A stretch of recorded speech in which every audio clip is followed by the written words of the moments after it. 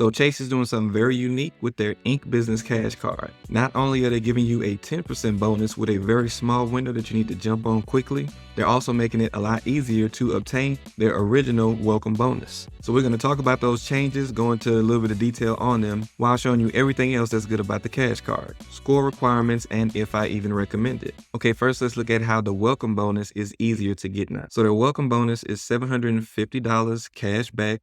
And when they say cash back, they're really talking about points. So this is 75,000 points. And you get that after you usually spend $6,000 within the first 3 months. But now you can see we have some changes to that. Now you'll earn $350 when you spend $3,000 on purchases in the first 3 months. So now if you spend a little bit less, you'll get a little bit less. And then here's the extra part to get you to the $750. An additional $400 when you spend $6,000 on purchases in the first 6 months. So basically giving you more time to spend the actual amount that you would have had to spend before within 3 months to get the same amount of cash back, which is great. Now let's talk about that 10% that I know you're probably interested in. So the 10% is a relationship bonus for basically having a checking account with them as well. But there are a few details that go into making this work. First off, as I mentioned, there's a tight window. That window is actually between March and November of 2024. More specifically, it started on March 17th and it ends on November 17th. Now with this, you'll end up earning $2,500 in cash back and you'll get a $50 bonus.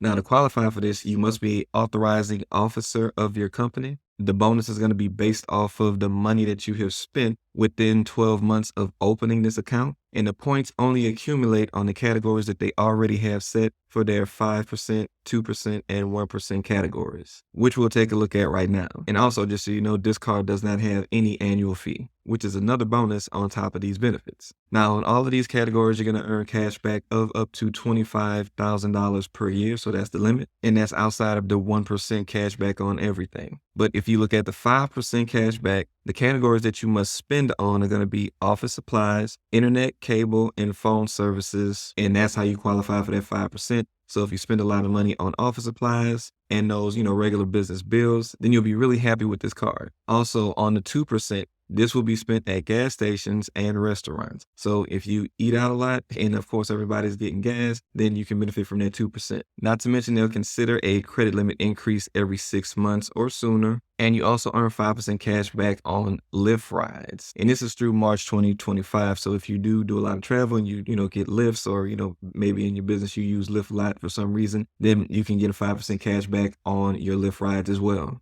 With the Chase Cash Card, you can also transfer your points out to partnered airline portals. We have a few more things to cover, but if you've been getting value from this video so far, make sure that you hit the thumbs up button so YouTube can know to show this video to more people. And before we get into the score requirements and my recommendations, if you guys are looking to get funding for your business, make sure you go down to the link below to book a call with me so that we can come up with a game plan to help you get anywhere from $50,000 to $100,000 for your business or even more within the next 30 to 45 days by figuring out what you need to do in your unique situation to structure your business properly, create the right relationships with the right banks so that you can increase your chances of getting funding as well as increasing the amounts that you can get for funding. So again, book a call down below or go to the link you see on the screen. Now, what are the score requirements going to be for this card? Basically, of course, you want your credit to be as clean as possible, right? You want your credit score to be at least 700 or better for this particular card. I'm talking no late payments, no charge-offs, no collections, no bankruptcies. You want to make sure everything's looking pretty clean. And it also helps if you've already done